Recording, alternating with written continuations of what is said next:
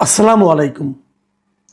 প্রিয় দর্শক, গতকাল 18 ফেব্রুয়ারি যুক্তরাষ্ট্রের প্রেসিডেন্ট ডোনাল্ড ট্রাম্প আমাদের নতুন প্রধানমন্ত্রী তারেক রহমানকে অভিনন্দন জানিয়ে একটি চিঠি লিখেছেন।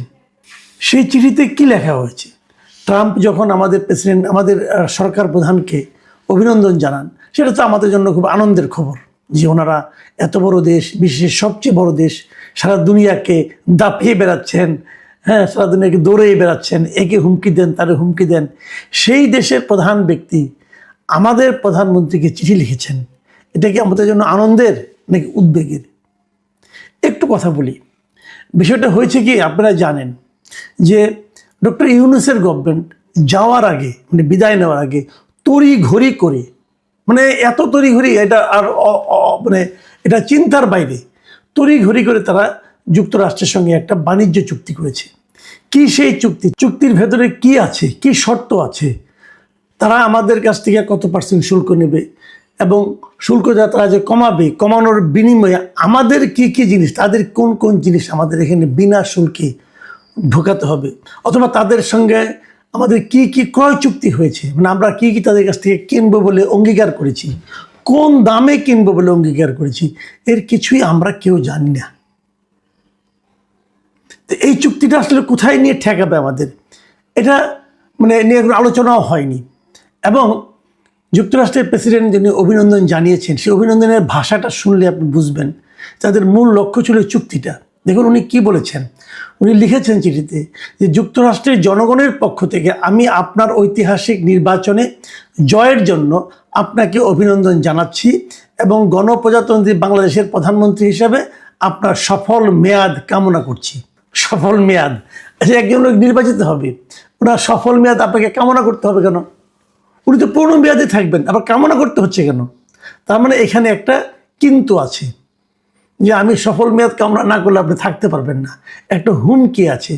শুনেন আর কি বলেছেন উনি লিখেছেন, আমাদের দুই দেশের অংশীদারত্ব, পারস্পরিক শ্রদ্ধা এবং একটি মুক্ত ও অবাধ ইন্দো প্যাসিফিক অঞ্চল গড়ে তোলার অভিন্ন স্বার্থের উপর ভিত্তি করে প্রতিষ্ঠিত।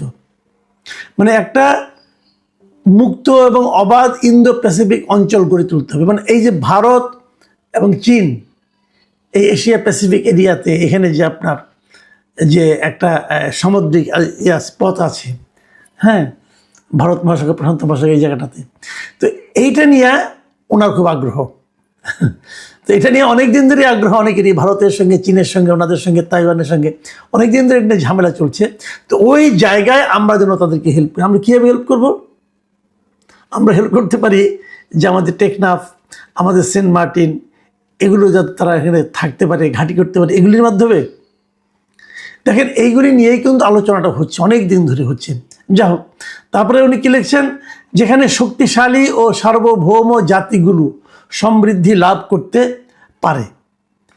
উনি আরেকটা জায়গায় লিখেছেন, এটি হলো সবচেয়ে ইম্পর্টেন্ট আলাপ, যে মেয়াদ শুরুর এই সময়ে আমি আশা করি আমাদের পারস্পরিক বাণিজ্য চুক্তি বাস্তবায়নের মাধ্যমে বাণিজ্যিক সম্পর্কের গতি ধরে রাখতে আপনি আমাকে সহায়তা করবেন। এই চুক্তি আমাদের উভয় দেশের কৃষক ও শ্রমিকদের জন্য কল্যাণকর। তার যে চুক্তিটা করা হয়েছে, সেই চুক্তিটা বাস্তবায়নে তারেক রহমান সাহেব ওনাকে সহায়তা করবেন। চুক্তি বাস্তবায়নে লাভটা ওনারই হবে, ওনাকে, আমাদেরকে হেল্প করতে হবে, আমাদের দেশকে। এই হলো গিয়ে তার চিঠির ভাষা। কেন এই চুক্তিটা করা হয়েছিল ওই সময় তড়িঘড়ি করে, এটা নিয়ে অনেক কথা হয়েছে। কিন্তু যে এই চুক্তিগুলো তারা এমনভাবে করছিল যে বলতে পারতো, কিন্তু ডক্টর ইউনূস বলতে পারতো না যে আমাদের যাওয়ার সময় হয়েছে, আমরা এখন চুক্তি করব না, নতুন সরকার আসবে, তারা চুক্তি করবে, তারা জানবে তারা কীভাবে দেশ পরিচালনা করবে।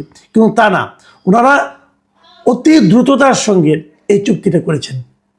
এবং বলা হয়ে থাকে, এই কথা সত্য মিথ্যা আমরা হয়তো পরবর্তী সময় বুঝতে পারবো, বলা হয়ে থাকে এই যে ইউনূস সরকারের প্রতিনিধি হিসাবে ডক্টর খলিলুর রহমানকে গুরুত্বপূর্ণ পদে, পররাষ্ট্রমন্ত্রীতে আইনে বসানো হয়েছে, সেটা এই চুক্তিটার কারণেই।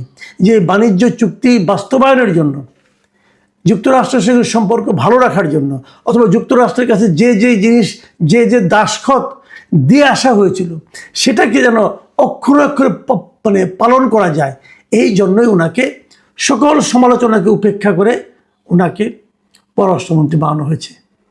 এরকম কথা আলোচনা হচ্ছে, কিন্তু সত্য মিথ্যা আমি বলতে পারবো না। আমিও দর্শকদের বলছি, আপনাদেরকে সত্য মনে করবেন না, সত্য না হোক এটি আমরা চাই, কিন্তু এই আলোচনাগুলো যখন উঠছে তখন আমরা কিভাবে এটাকে উপেক্ষা করব। দেখুন, আরেকটা কথা, মানে আসলে আমি মাঝে মাঝে ভাবি, এই যে ডক্টর ইউনূস লোকটা আছে না, এই ভদ্রলোক আমাদের দেশের এই 1.5 বছরে এত ক্ষতি করে দিয়ে গেছেন, এত ক্ষতি যার কোনো সীমা হয় না। একটা গণ আন্দোলন, যে আন্দোলন থেকে আমরা অনেক কিছু পেতে পারতাম, সেটা কিন্তু ধ্বংস করে দিয়ে গেছেন। স্টুডেন্টদেরকে ক্ষমতার লোভ দেখিয়ে, তাদেরকে মন্ত্রী বানিয়ে স্টুডেন্ট অবস্থায় তাদেরকে মানে আপনার নানা রকম অনৈতিক কর্মকাণ্ডের সঙ্গে লিপ্ত করে দিয়ে গেছেন।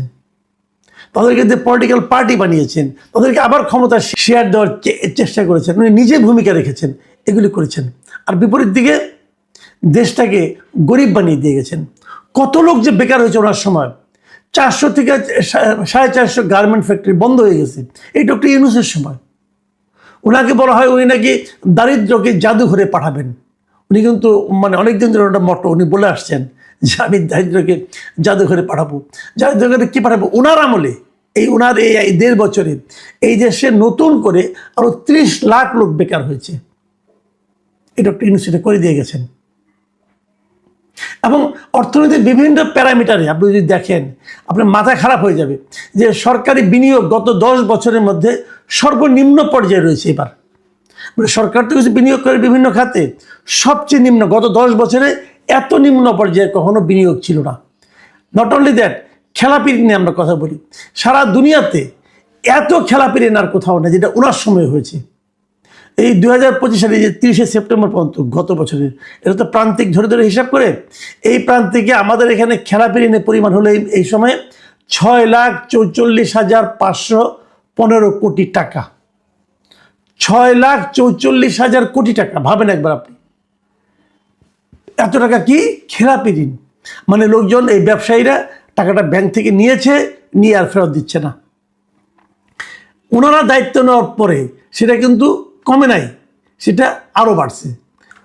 আরেকটা বিষয় আপনারা যা জানবেন যে এই আমলেই বৈদেশিক ঋণের কিন্তু পরিমাণ বেড়েছে। আমাদের সারা দুনিয়ার কাছে আমাদের ঋণের পরিমাণ আগের তুলনায় অনেক বেড়েছে।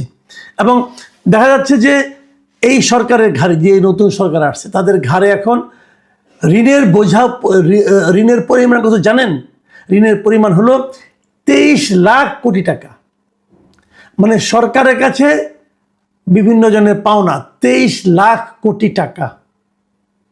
সরকার কোথায় ঋণ শোধ করবে? এই ঋণ উনি বাড়িয়ে গেছেন কিন্তু। এবং এই সময় এই সরকারের এই 1.5 বছরে উনি আরো বিদেশি ঋণ নিচ্ছে 13,000 কোটি টাকার। মানে মোটামুটি এই দেশটাকে মানে একদম মানে দারিদ্র্যের একদম সর্বনিম্ন অবস্থানে নামিয়ে ডক্টর ইউনূস চলে গেছেন। আইন শৃঙ্খলা যে ব্যবস্থা ছিল সেটাকে একদম ভেঙে দিয়ে গেছেন। মবের সংস্কৃতি চালু করেছেন উনি দেশে। কিছু হলে মব লেলিয়ে দেওয়া হয়। আর ওনার কিছু চাটুকার ছিল, এই চাটুকাররা সারাক্ষণ বলতো যে ডক্টর ইউনূস মহান, উনি অনেক কিছু করেছেন, অনেক কিছু, মানে কি যে বলতো কি যে না বলতো এর কোনো হিসাব নিকাশ নেই। এবং সেই ধারাবাহিকতাকে অক্ষুণ্ণ রাখার জন্যই এখন ওনারই লোক খলিল সাহেব এখানে আছেন কিনা আমি এটা বলতে পারবো না। তবে আমি এটা বলতে পারবো যে বর্তমান সরকার তারেক রহমানের নেতৃত্বে যে বিএনপি সরকার আছে, তাদের আগামী দিনে সরকার চালাতে ডক্টর ইউনূস যা অপকর্মগুলি করে গেছেন সেগুলোর মানে আপনার বোঝা বহন করতে মোটামুটি কষ্টই হবে। এবং যুক্তরাষ্ট্রের এই যে ঋণ, এটা কিন্তু কেবল অভিনন্দন জানানো না, ট্রাম্প কিন্তু একটা তাগাদাও দিয়েছেন যে এটা বাস্তবায়ন করতে হবে তাড়াতাড়ি। এবং হয়তো খলিল সাহেব বলবেন হ্যাঁ ইমিডিয়েট বাস্তবায়ন করতে হবে, না হলে ওনারা গোস্বা হবেন, ওনারা ঝামেলা করবেন, আপনার ক্ষমতা নড়ে যেতে পারে, এরকম নানা কথাই হতে পারে এখন। কিন্তু উনি যাই করুন, যদি উনি এটাও বাস্তবায়ন করেন এবং সব শর্ত মেনে নেন, ওনাদের মতো করে চলেন, তাহলে সার্বভৌমত্বটা কোথায় থাকবে? তারেক রহমান